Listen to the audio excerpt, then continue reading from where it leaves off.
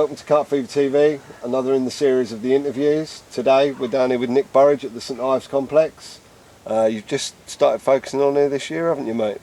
Yeah, it's been quite kind to me this year. This is my 10th session. I've had literally 9 fish out. Yeah. So I ain't doing too bad. I had 3 fish out in one session, which carried me a bit, but it's not for the faint-hearted down here. No, it's not. No, it's no easy water. That's for sure. That's for sure. It's got quite a good reputation actually for being one of the hardest waters in this area, and it's yeah. So, mate, how did it all begin? How did you get into your carp fishing? My carp fishing? Oh God, how long have you got? Till the battery runs out.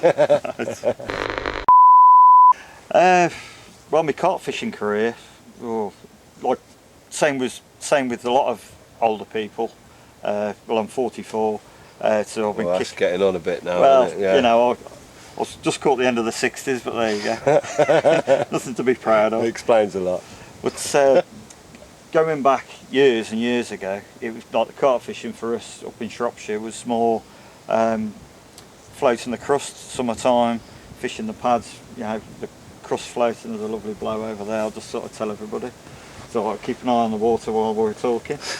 But yeah, years ago, it was all totally different to what it is now. It was, you know, the summer you'd carp fish, bit of barbel fishing, and bit of barbel fishing in the autumn, and winter pike fishing, roach fishing, chub, and then closed season you'd have your fly fishing, or you go down the rivers eel fishing. So you're doing quite a varied, you know, you weren't yeah. sort of stuck on one thing. You were doing quite a varied, like, fly fishing as well. There's not many carp anglers that have done that in the past, is there? It's you know, years ago, a lot of people have been the same, because it's, well, back then the carp waters was a bit few and far between, and when there were good carp waters, they were a bit hush hush. You know, I remember when the air rig first come out in boilies, and we used to borrow the old lady's microwave next door to turn them into pop-ups, and it was all back in them days, like. But me carp fishing properly, if you like, came about probably about 15-20 years ago, I'd say, properly. I literally I did a stint in the match fishing. Very successful. I was going to say to you, was you sort of match fishing before you started carp fishing? Or? Yeah, I did about 7 or 8 years solid match fishing. Yeah, how'd you get on? How did you fare with your match fishing? Yeah, I won a lot of matches. Yeah. But it was all generally river matches. Right. Okay. It was, you know, barbel and chub, big bags of barbel.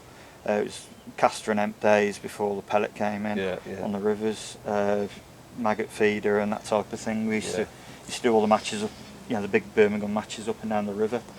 You know, I wouldn't swap it for anything, because even doing all those different species and catching those different species, you get to learn how to, like, as in putting it into your carp fishing, if you like. Yeah. You get to learn different feeding patterns and different how feed works in the water, like, you know.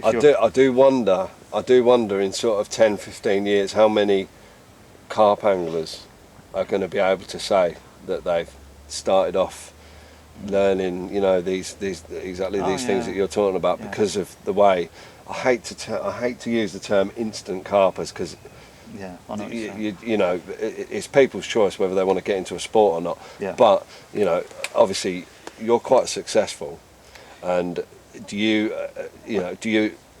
consider that you know the foundations that you sort of laid down when you was learning through your match fishing has made you the angler that you are now? Oh yeah, because you get a massive understanding of, like, even roach fishing on the river. Yeah. That helps me with my carp fishing. Yeah. Because if you're fishing on the river and, like, you put your maggots upstream because they sink slower than your hemp. Yeah. You put your hemp slightly downstream, and basically so they hit the bottom at the same time. So if I'm fishing on a wind, you know, generally same procedure. If people are fishing like boilies and hemp in a mix, and there's a good undertow on the lake, and they're spomming it out or spotting it out, generally the boilies will go there and the hemp seed will go there. Yeah, I wonder how many anglers actually consider that. You know, I really do. I wonder how many you know, lads that are out there fishing when they're spomming, and like you say, there's an undertow, there's a high wind. I wonder how many actually consider where their stuff's actually dropping, because that's quite a valid point. And then they think, oh, I had all my bites off the left-hand rod, and they're probably fishing over hemp. And the one on the right, they've had nothing. And they say, oh, the left-hand rod's more successful than the other one, but there's always a reason why. Yeah. No, that's food for thought, I think. Do you know what I mean? So that's your sort of your match fishing and stuff like that. So then you moved on to... Oh God, I did a lot of small pools around the Shropshire area, little farm pools.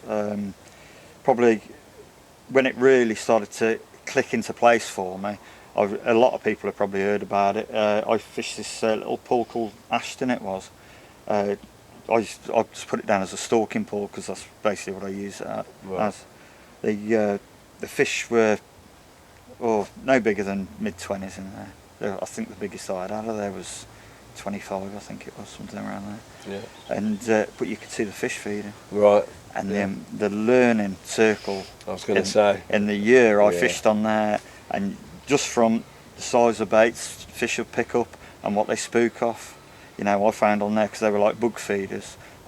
In the end, I went down for 10 millers, and I could literally get on feeding on the drop. Yeah. But you put 15 millers or 18 millers down, they'd swim up, and they'd like brakes would go on, and they'd just swim off. It's crazy. And that's that sort of thing. And then watching how supple braids, or at the time a combi link, how it's behaving. How hard it was for a fish to actually get it into its mouth. Yeah.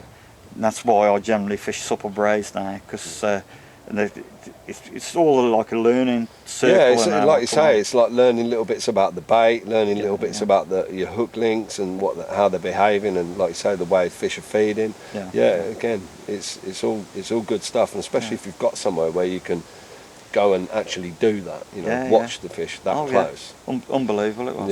And you know, there's a couple of times, it was the one session I did, I got these fish coming in, and there's reeds in front of me. I'm hiding behind the reeds like this, and I've got these fish feeding. Anyway, something happened, and they spooked and swam off. And there was a big one, and I was like, couldn't see the big one. There another 5 minutes, and I got a rig down there as well. Yeah. And I thought, oh, he's gone. I stood up and I spooked this carp, and he made me jump more than I made him jump, I think. And I love it. And then from there, I went on to Pattle Park, Church Pool. Yeah. A few people might have heard about me sessions on there. I had literally pretty much all the fish out of there in 5 months. Yeah. And that was something else I found out, fishing it tight. Because everybody, that's what, you know, when they say if somebody's doing one thing, do the opposite. Because on there, everybody's like 10 baits, rig on it. Yeah. I went in there literally, I was trying to get it to work, which I got it to work in the end, was literally, if you can imagine a kilo, a boiler's tipped out of a bucket, stick a rig on it and one off it, and the fish swimming up, and they haven't seen a pile of bait like that, and it's like, too much to swim past. They've got they're to. on it. They've got to have it. Yeah. And it absolutely smashed the place up fishing like that on there. And then I had some some cracking fish out of there, didn't you? Yeah. Oh yeah, all old originals. They were beautiful fish. Yeah. Sort of any particular ones stick in your mind more than others, or? I had the Long Common. It was my mate's wedding night. The night before his wedding. Yeah. And he actually did a night's fishing. Good lad. Good lad. That's Tim, those. Yeah. And I had this Long Common out of this little tucked away peg. It's up the one up beyond the church. I can't remember the name of the peg now, but the boathouse swim. Yeah. And unbelievable. What way did that go? I was only just over 30, but at the time in Shropshire. Oh, I can imagine. Yeah. You know, that's what another thing. You know, everybody's like, they've got to catch some things this big, but you catch a nice, pretty fish, and I'd take that every day of the week. Yeah, I was going to say, a lot of people, well, no, not a lot of people. There are people out there that want to catch the biggest and all the rest of it, which is fair play, because carping is one of them sports. You take what you want from it. Yeah, that's right. I'm happy catching. Sort of anything, £15-25, real pretty looking thing, Yeah. Great, excellent. That'll do me. It's a bite. It could quite as easily been. Especially if you're on a tricky venue as well. Yeah. You're pulling in. That's Long Common. They said that was a riggy carp, and what I managed to get me rig to coil up and fish it that way. Yeah. So whichever way a fish comes from, it's got rope to hang itself, if you like. Yeah. And I fished that rig as well on Patsel, and everybody's like, "Oh, that fish is really riggy," but it's absolutely nailed it. Like, No, that was, yeah. So, and then literally after that, after I came off Patsel, I did a winter on Bowmere. Dropped on Bowmere. I did a couple of seasons on Bowmere actually. Yeah. I've not heard a lot about Bowmere. I've heard of Bowmere, but yeah, it's a really old mere from the Ice Age. yeah. Like, it was the Ice Age and the icebergs sink into the ground, and then basically they melt and you end up with a big lake. That's what the meres are basically. Yeah. And this one's about 42 foot deep. It's way to explain it, it's a bit like an inside out bra. Right, okay. It's got two big holes Two big cups. and a plateau in the middle, Right, which goes okay. across. Yeah. And it is very, very much a bit like that. Yeah. And I had some great times on there. I did my winter on there, and I had people saying, "Oh, you don't want to bother, they never come out of here in the winter." Yeah. And I had some. Did it make you a bit more determined when people say things like that? Oh, definitely. Yeah. Definitely. But like my sessions on there, I ended up having a really beautiful common, the one with the speckled swirly scale on its shoulders. Right. Yeah. I think you've seen that picture. I've seen that picture. I had that one out of 34 foot of water. Nice. On an hard frost, high pressure hard frost. That's something else for Couldn't get any worse for fishing conditions. But, but I think sometimes it's the temperature what pushes them down more so than the pressure. So yeah, definitely. that's another story altogether. Mate. That's a long one. I blind you with science. But now I did my winter on there. I had a load of fish out and surprised everybody to what I caught. Yeah. And then the next season on there, I had something like, I think it was 42 fish out over the season, which was mad on there because people were having like, I don't know, if they had 10 fish in a year, they'd had a good season. Yeah. So that was a good place, and I was margin fishing and everything in the summer. Really nice water that is. And then I came off there.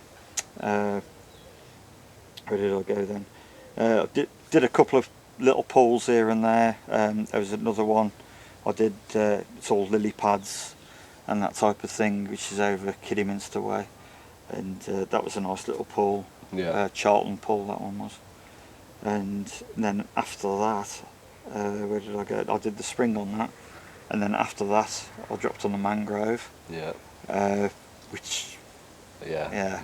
Yeah. I've seen the fish. Yeah. So I dropped on the mangrove. And took the place apart, didn't you?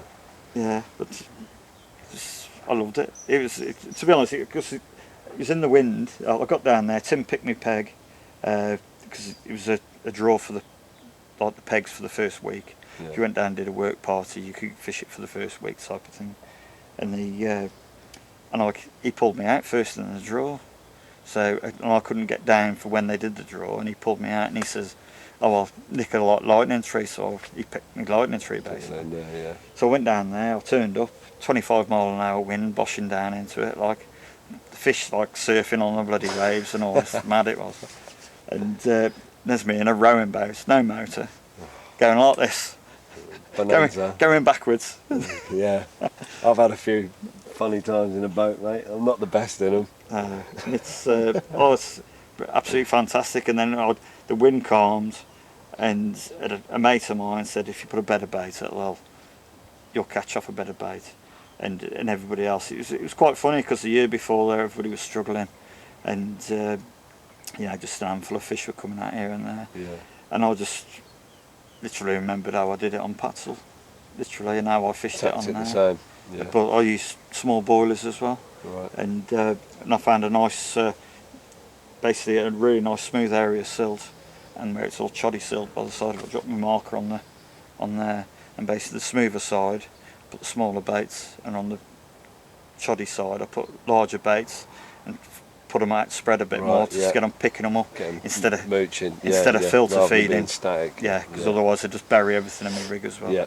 So I had two different bait presentations going on the one spot basically. Yeah. And the funny thing was, all my bites came out the choddy stuff. The messy stuff. Yeah.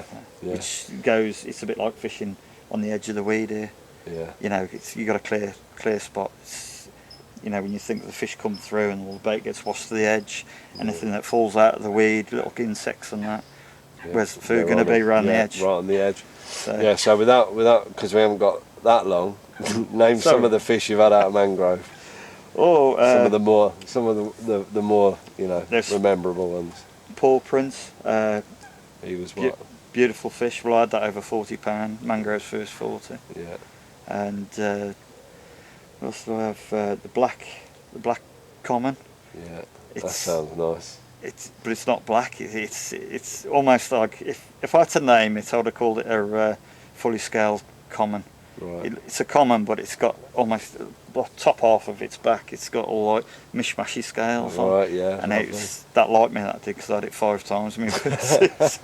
Nobody else caught it either. They saying I got it sacked up somewhere. But, Nick's mate. They should have called that one. But no, and there's Conan as well. Conan, yeah. Poor thing's only got half a tail, and it's been in there since the early days when what's his name, Dave Preston first fished it with Tim Paisley all them years ago. Yeah, so a real old warrior fish. And it's still alive in there now, fantastic. and I managed to catch that as well. Yeah, fantastic. Yeah. Cool. So they're your most memorable ones out of there then.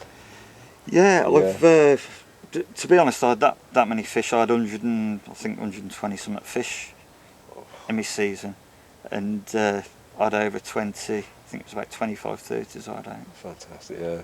And it was mind blowing, because every session I'd go down, I'd have, you know, if I had 5 fish, I'd have 130 and the 5 fish easy. Yeah, and sometimes in my first session I went down and I had 38, 37, 36, 31, 29, and then 20, 25, that sort of size.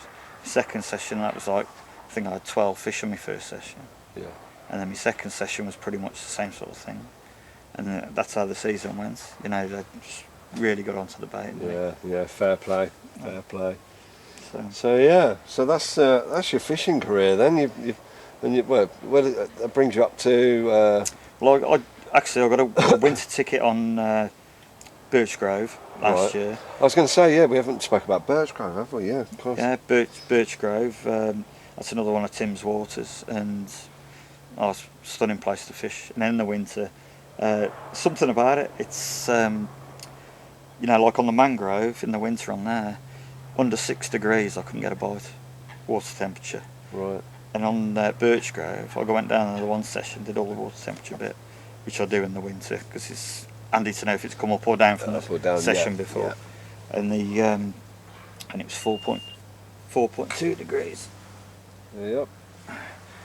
Just had a bleep. 4.2 degrees. And I looked at it and I thought, is it worth putting my rods out? Because it was, you know, cat icing almost, like that cold. And got the first rod out, sorting the second rod out, first one's off. And I ended up having 5 fish in that session, and that's the sort of place. And it was cold, yeah. And I had my first snow carp off there as well. Only a small common, but that was this winter just gone, wasn't it? Yeah. I see the picture. Yeah. But it's one of those. It's like a lifetime target, isn't it? Just to get a snow carp. Yeah. And I'd never had one before. The closest I'd ever come was I had a 30 on bowmere, and I put the fish back. And about an hour later, it started snowing, and that would have been a hell of a fish for. Definitely. But that was like one of me. You know, all the years I've been fishing, that was the first snow carp. Yeah. Nice. So yeah, Bossard, right? Yeah. Mate. So you've just got back from France. Yeah. And it was a real short notice trip as well, wasn't it?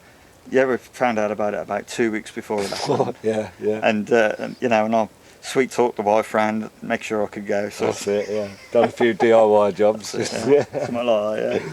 So it was the Bossard and Sonic Masters 2013. Yeah. And you've got competitors from all over Europe, haven't you? Germany, and France. Yeah, literally everywhere. There was even a guy from America. Yeah, that's right. Yeah.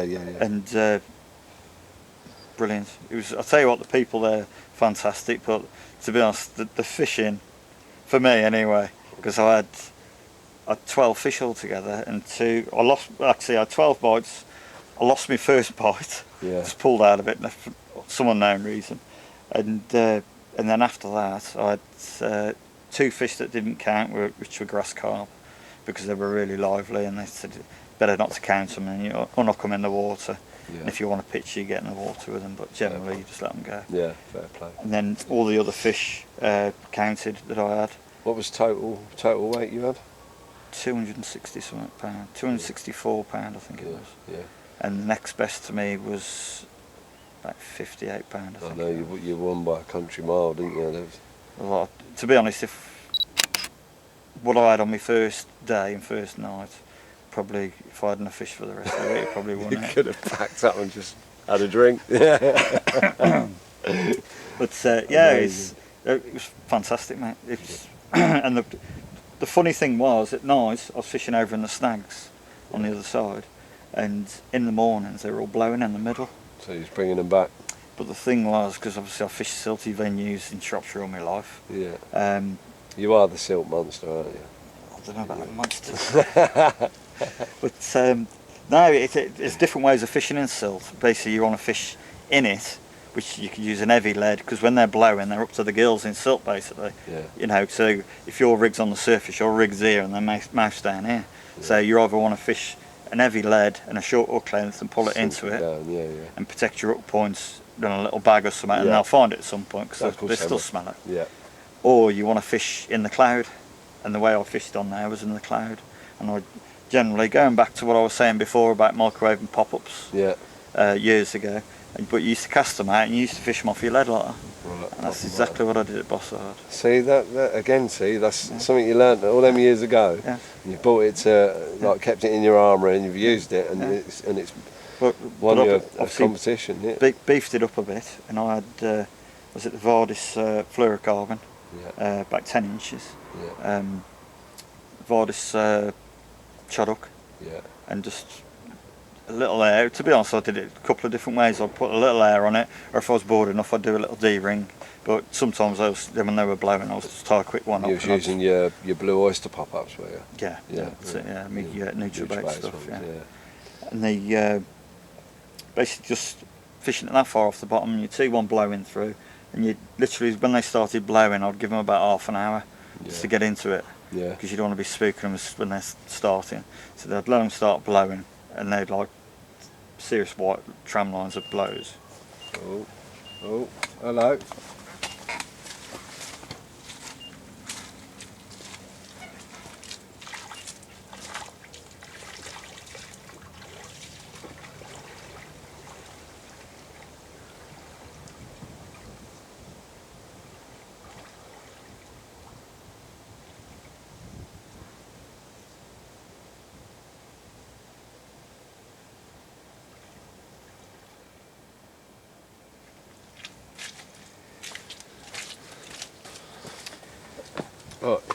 Right, mate. Yeah, I think I can. Sorry about that little interruption. We had a big blob of weed, was it? Hit the line. Picked up by a coot, but there was a bit of weed on my line, so I just cleaned it off. Right, yeah. Where was I? So yeah, Bossard. Yeah, the blows, giving them like half an hour to get going, so you're not spooking them as soon as they start. Yeah. Because once they start feeding on something, even though they're feeding on naturals, like. But as I was fishing it, was casting behind the first fish. Because obviously, if you can imagine it in the water, if you've ever seen fish blowing, they go through and there's a cloud that comes, and that cloud attracts other fish in. Yeah. So I'm not fishing for the one that's blowing, I'm fishing in the behind. cloud. Yeah. And basically, the amount of early morning fish that got me, that got me out of the fish that I could weigh in, that got me more than half of me fish, fishing like that. Yeah. Just with a little bit of fluorocarbon. Excellent. Just sat up off the bottom, straight off the lead. Yeah. Fair play. Nothing complicated. Nothing complicated, no. But yeah, congratulations, mate, because you come first and won a bit of money. Away the competition. And I got the biggest fish as well. But yeah, that's right. Yeah. The big fish didn't feed, to be honest. The big fish, but I had a lot of 30s, mid 30s in up, and I think the biggest one I had was 37 or something like that. Right, 37 pound. Yeah. And that was on the last morning, and and it won the biggest fish. But the thing was is that, you know, considering I was walking it, every time I heard somebody's rod going up the lake, like the last 5 minutes was terrible because as it was like another €500 for winning the biggest fish. So He was like, oh. But yeah, it was absolutely fantastic, and like the food over there, you know, Sally and Steve. Yeah. It Really looked after you all, didn't they? And oh, it's crazy. bailiffs were spot on as well. Yeah, the marshals, yeah. sorry, not the bailiffs. Yeah. Yeah, we had there was one bailiff on there. He did all the running about for us if we needed any water or bait or anything else fetching, or even like cans of pop. It was brilliant. Yeah. And then the marshals come round pretty quick and get the fish weighed up and all that. Yeah. Fair play. Yeah, but, so on for next year as well over there, or yeah, I've been invited back to defend your title. That's right. Yeah. But you know, I'm not going to turn that down, am I? I'll tell you what. Hats off to your bait boys, because they got you sorted out pretty quick, didn't they? As well. Yeah, definitely. Was it R&G baits? Yeah. Do me mixing, well, do me rolling for NutriBaits. Yeah. They work directly through the company now, and they and basically we come up with a mix of. They have been doing a mix where they've been putting the flavour of the blue oyster with the trigger. Yeah. And it's because trigger's quite a hard bait. You know, it's a fantastic bait in its own right anyway, but I wanted something a little bit softer, and knowing what the fish are like on here, they seem to like it and it's a bit washed out a bit. Right. And so basically what I started doing was, I asked them if I could split the bases, and so we've got the basically half blue oyster base mix and the attractive flavour of the blue oyster, and half the trigger, which is, they get that feel good factor out of it, because some baits, they eat it, they know they feel good and they want to eat some more, because that's how you get a seasoned fish meal bait going. And absolutely fantastic, and the fish couldn't get enough of it, and I ended up using, was it 17 kilo? Yeah, I know you really went through it, didn't you? You went through it, but they were on it, so that's what happens. It's a good job you had that amount, you know, that they got you that much made up quick to get out there with it, and you needed every bit by the sound of it. Definitely. Yeah, no, fantastic, fair play to you, mate. Fair play. It was, and Aid came over there as well, Aid from Vardis, and showed everybody the gear while I was hard at work with me fishing. No, it was. I just thought, you know, it'd be good experience and stuff for you, and a nice little bit of competition and that. I didn't for 1 minute think that you was going to go over there and smash it like you did. So fair play. It's just, I don't know. But it was a silty venue, and I used to fish in silty venues. Silt. It's got your name all over it, mate. Yeah, silt monster, innit? But like, you know, like talking about Aid and Vardis and that, you know, we're doing the shows and that.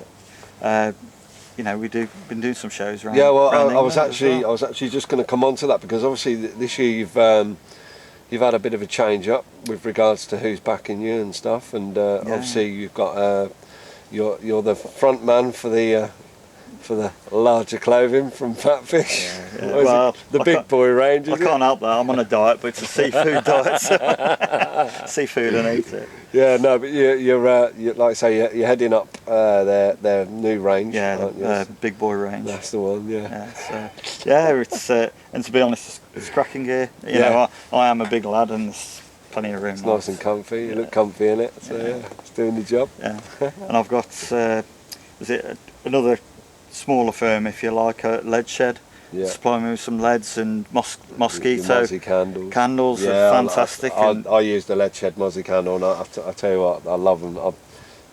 When they're biting, I get bit. So back the candle on, job done. Well, down here it's like mosquito heaven down here, and you seriously get bit. Yeah. But who else have I got? Well, I've got the NutriBaits. Yeah.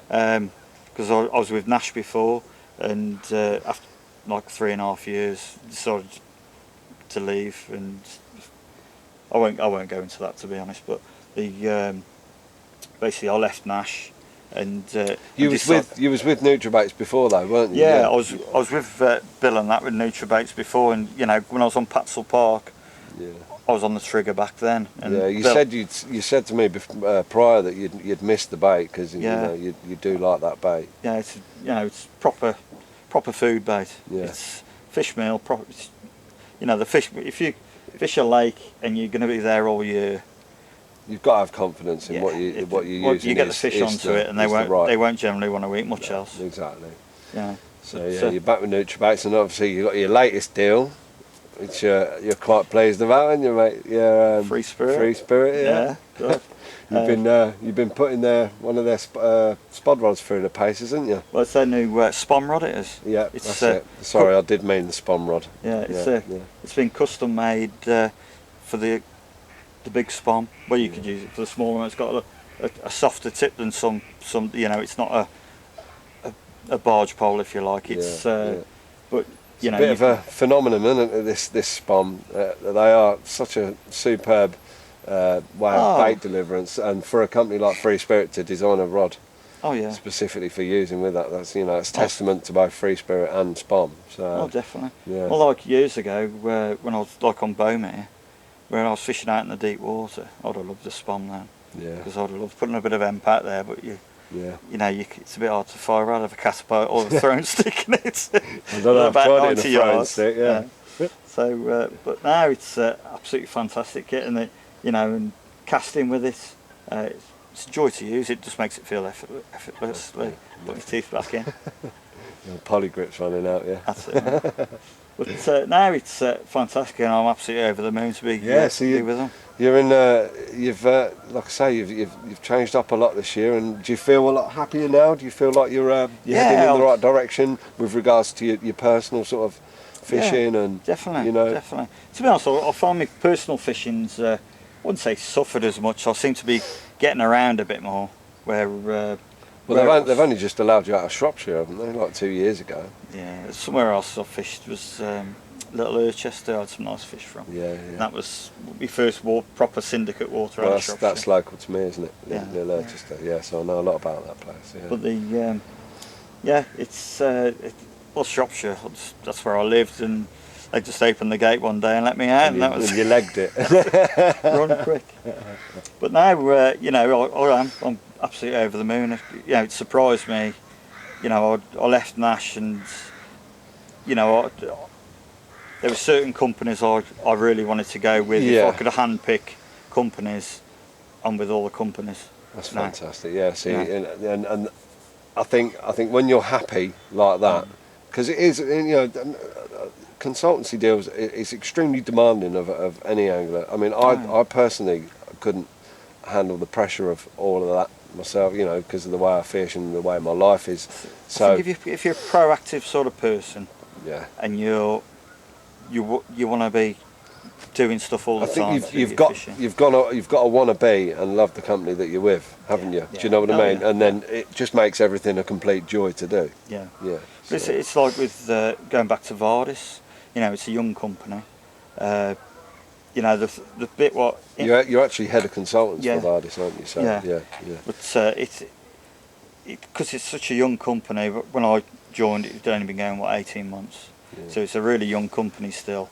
And the thing what attracted me to that, but it wasn't a finished article. Yeah. And because it's all work in progress. Because it was on its way up. Yeah. And it was a bit like, I'll be able to put my own little touches and my own feel into certain areas, whether it's designing tackle or basically helping other consultants with. Well, you had a head full of ideas as well, didn't you? That we've spoke about in the past, like little things that you've wanted to try. So obviously joining Vardis, you've got that opportunity now to sort of really put your input in and try and do something. It sounds like this last few months, everything's changed that much. It's unbelievable. I'm finding I'm getting quite busy, to be fair, but it comes with the job, I suppose. That's it. Comes with the job, mate. So what's the future hold right now then, mate? Obviously, fishing wise. Yeah, obviously you're on here for the rest of the season. Yeah, I'd love to stay on here, but because of the miles I'm doing. If this was up in Shropshire, and I could put a bit more time in baiting up. You know, like driving 125, 150 miles one way to a lake to go and bait up is a bit more than I know people. There's some do it, but yeah, I've got to admit it wouldn't be part of my remit. No. It's a long old jaunt. So it's, in a way, I need a water what's not so much give the fish up easier, but not so much demanding to catch the fish. Yeah. You know, like I'm getting a ticket on Woolpack, which is just down the road. Yeah. Which, you know, it's not a walk in the park by any stretch. There's some beautiful English fish in there. Stunning fish in the water. You know, that's something else I look for.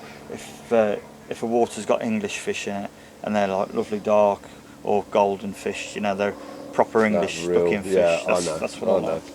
We've all seen the pictures of the real old black warriors, and you know, they're just stunning looking fish. Oh, it's amazing, isn't it? Yeah. And, you know, when you put them back, and they. You don't want to let them go, do you? But to be honest, watching them swim off it in the lake, there ain't much better than that. No. You know, knowing that you've nailed it, you've had it on the bank, and you put it back, and it's good as gold, and you can't beat that feeling. I've got a bit of video footage of that as well, of a couple of fish being released on Bomey. I might show you that. Okay, fantastic. It's nice bit of footage actually. Yeah, brilliant. Okay. We'll try and tag that on the end of this actually. Okay. Man. Yeah, so people can have a look at that. And another water, I'm taking on a water that's More local to you. about half an hour from my house, maybe 35 minutes from my house. It's a nice little reservoir, and that's all I'm telling you. Watch this space. Watch this space, mate. But play. To be honest, it's such a nice water, and the fish are up and coming in there, and it's a little gem. It's a little gem, mate. Yeah, it is. Fair play. So I'll have that one, but obviously because I've got my winter water as well, being Birch Grove. Yeah. You know, I have that in the winter as well, because like somewhere like here, you know, it probably throw up the odd fish, but it's a long way to come. For doing what I do, it's nice to at least get a fish on the bank here. Yeah. One a month. All right, mate. Well, yeah, and then obviously, and then in the very far future, at the minute, is Bossard again. So. Yeah, actually, I'm going to Horseshoe this next week. Okay. And then I've got a social down Sandhurst. Yeah. Black Country Carpers social. Yeah. So that's running straight on the back of. That's it's a nice water, Sandhurst. It's one of the nicer day ticket waters in this country, I think. Yeah. It's got some stunning fish in it. It'll be the first time I've ever been down this way. Yeah. Oh, you'll love it down there. It's nice. It's down. I've been there a few times. So. And then I've got a week at home to keep the wife happy. Yeah. And then I'm off to France. That's right. Oh, you're back to France, are you? Pemprez. Yeah. Well, this Pemprez was the one I booked in for myself. Bossard was a bit of a bonus. Yeah. A bit of, can you do it? Oh, I'll have a go. Go on, I'll smash it then. Fair play. No, it's this year's been fantastic, and you know, when fishing on here, you know, I've had some stunners out of here. It's beautiful water, and you know, you just doesn't really matter what size you get. You know, I've had some doubles and a good handful of 30s, and you know, every time you get a fish, they're just such luckers in here. Yeah, it's really a stunning place. It really is. Okay, mate. Well, thank you very much for giving up some of your time. No problem at all. And yeah, no doubt we're going to be seeing plenty more of you.